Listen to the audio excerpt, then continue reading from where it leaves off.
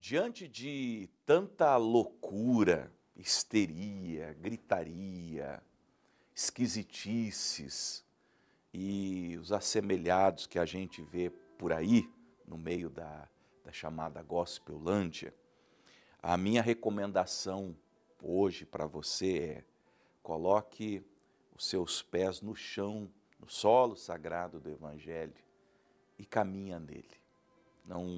Não faça parte de nada que não seja Evangelho, ainda que tenha o nome de Evangelho.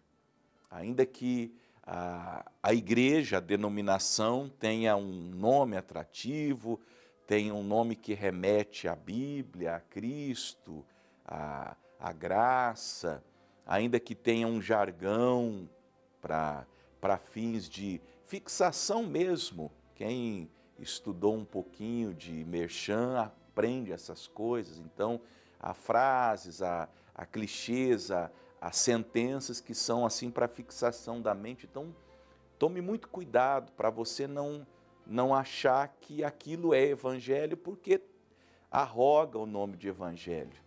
Já os antigos diziam: nem tudo que reluz é ouro. Pode parecer ouro, mas não é. Reluz, brilha, tem a cor, tem a forma, mas não é.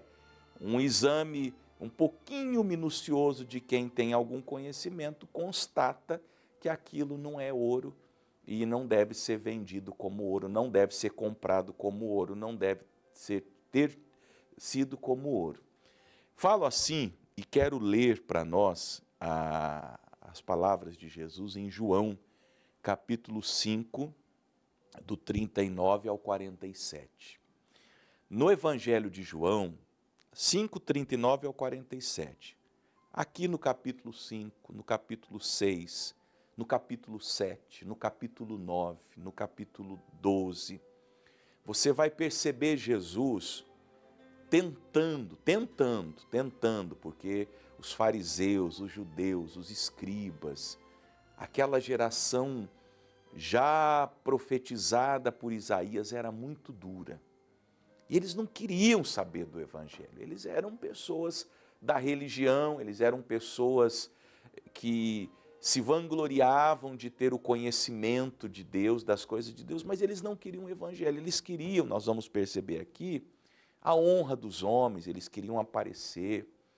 Eu acho que se aqueles tempos fossem os tempos das redes sociais, a gente teria uma coisa muito parecida com o que nós temos hoje. Essa exaltação da imagem do homem, da necessidade do homem de aparecer mais do que Jesus. Veja como é um contraste entre essa geração e João Batista. Por exemplo, João Batista dizia: importa que ele cresça e que eu diminua. Quando Jesus começa a batizar mais do que o próprio João Batista, e quem começa o batismo é João, há uma ciumeira dos discípulos de João Batista, e o João Batista fala: não, gente, deixa esse negócio para lá, que ele batize mais pessoas que eu mesmo, que ele cresça, que ele apareça, que ele se destaque, porque eu vim para falar dele. Não é de mim que eu vim falar, eu não sou o noivo, eu sou o amigo do noivo.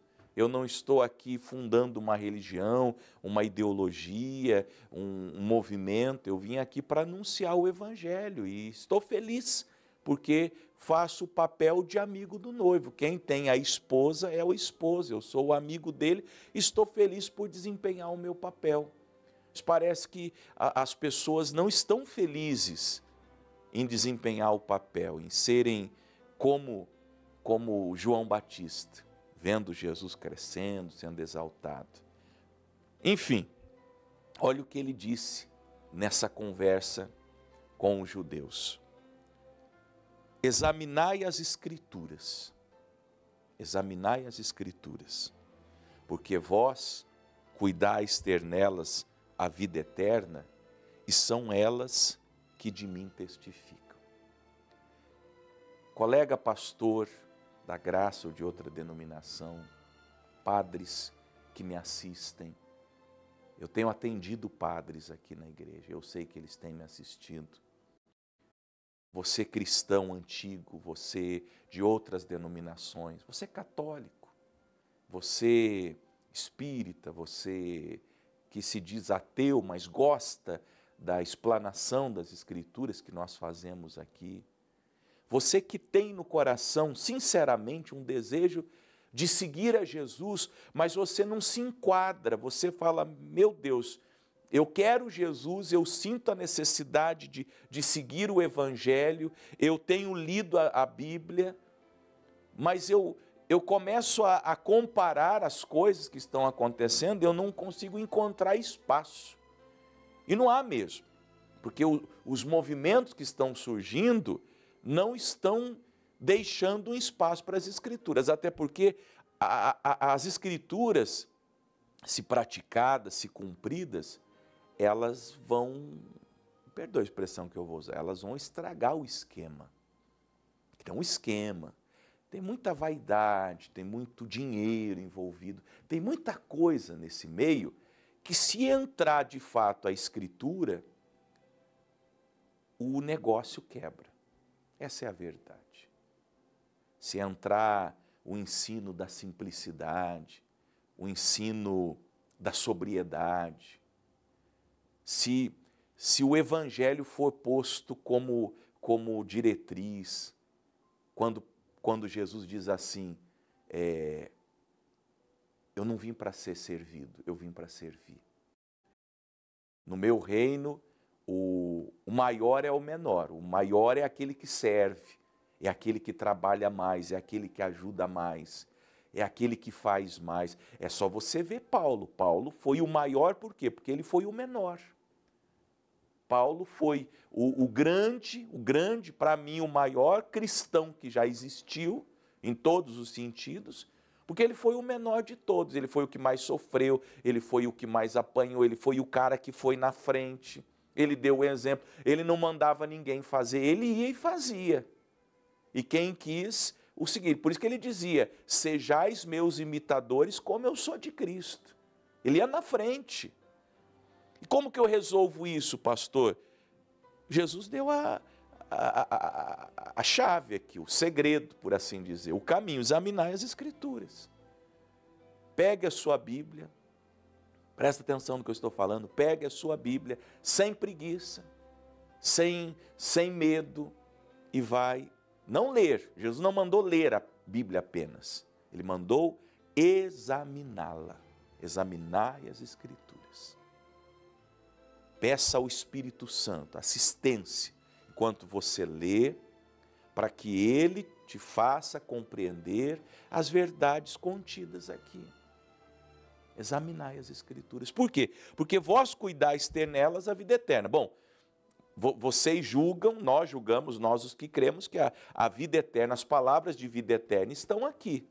Não foi o que Pedro disse?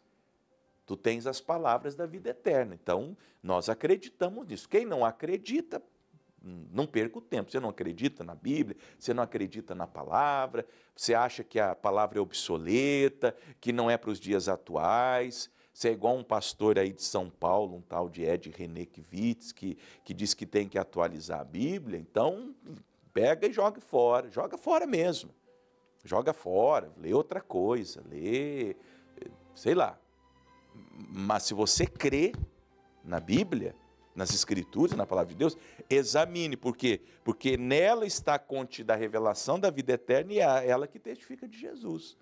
Do Gênesis ao Apocalipse, testifica de Cristo, da palavra, da salvação. Agora, qual era o problema deles e qual tem sido o nosso problema? E não quereis vir a mim para terdes vida. Olha que maldade. No fundo, eles sabiam que aquele era o Cristo, que as Escrituras apontavam para ele, que as profecias de Isaías, de Jeremias, de Amós, de Malaquias, estavam se cumprindo e se cumpriram na íntegra na pessoa de Cristo. Inegavelmente. Mas eles não queriam para ter vida. Eles eram apaixonados pela morte, pelas trevas, pela escuridão. Eles eram afeiçoados com o mal, com o pecado, com aquilo que é profano, com aquilo que é indecoroso. Então eles decidiram deliberadamente, conscientemente, não irem a Jesus. Muito pelo medo também de que, indo a Jesus, eles sabiam que teriam que tomar providências. Eu digo para vocês, nessa altura da minha vida, já como cristão, há 23 anos, pelo menos, de batizado, de ouvir, de aprender já, indo para 24, agora em setembro, 24 anos que eu comecei a me inclinar, eu ainda me surpreendo nas Escrituras, eu vou nas Escrituras e eu vejo quantas coisas eu preciso mudar, e eu me encontro, por exemplo, numa madrugada como hoje, num texto desse, e eu desmorono. Por quê? Porque eu corro o risco de estar me negando, dar um passo a mais na compreensão, no exame das Escrituras, porque ainda há coisas que tentam me prender. No caso, olha o versículo 41, Jesus falou para eles: eu não recebo glória de homens. E às vezes nesse mundo gospel, as pessoas querem glória, as pessoas querem aparecer, as pessoas querem estar em evidência. Veja os pastores famosinhos do YouTube. Calcinha apertada, camisetinha apertada, não é? São sensuais, como diz Judas. Leia a carta de Judas depois. Lá fala que eles são sensuais e não têm o Espírito Santo. Toda pessoa sensual não tem o Espírito Santo. Toda pessoa. Se você segue um pastor ou uma pastora sensual, pastora que fica mostrando os peitos aí, o decote, ela não tem o Espírito Santo, porque o Espírito Santo não habita numa pessoa sensual. Uma pessoa que tem o Espírito Santo, ela já não tem mais sensualidade. Escreve isso. Escreve isso. Você sente que tem uma coisa espiritual. Eu ia usar o termo atribuído ao Espírito, mas por respeito a quem crê lá na outra religião, eu não vou falar. Mas tem a ver com um passarinho e ele gira assim, sabe? Então, é isso aí. É o que tem acontecido. Mas bem vos conheço, Jesus falando, que não tendes o amor de Deus. Olha, eles gostavam de glória, de aparecer, de like, de curtida, de status, mas do amor de Deus dentro deles nenhum apreço. Eles veem as almas, as pessoas apenas como número, mas não têm o amor de Deus. Então amam as pessoas. Eles ganhamos alma para quem? Não é almas que eles ganham. Ali eles veem um cifrão, cada ovelhinha ali é um cifrão. É o lobo vestido de ovelha, porque a ovelha é o alimento do lobo. O lobo vê a ovelha como comida. E é assim. Eu vim em meu nome, aliás, eu vim em nome de meu Pai e não me aceitais. Se outro vier em seu próprio nome, a esse aceitareis. Jesus está falando, como que pode? Aí ele fala para as pessoas, vocês não me aceitam, não aceitam a minha palavra, não aceitam o meu ensino, não aceitam minha doutrina, não aceitam o meu evangelho, não aceitam minha graça, mas vocês aceitam tudo que aparece, cada loucurada, uma coisa mais louca do que a outra, e vocês abraçam isso. Como pode? Como podeis vós crer, recebendo honra uns dos outros e não buscando a honra que vem só de Deus? Não cuideis que eu vos hei de acusar para com o Pai. Há um que vos acusa, Moisés, as Escrituras, o Novo Testamento, Paulo, Pedro, Tiago, João. Porque se vós cresceis em Moisés, nas Escrituras, crerias em mim, porque de mim escreveu ele. Mas se não credes nos seus escritos, como crereis nas minhas palavras? Quero só dizer isso para vocês, meus irmãos, irmãs, amigos, amigas.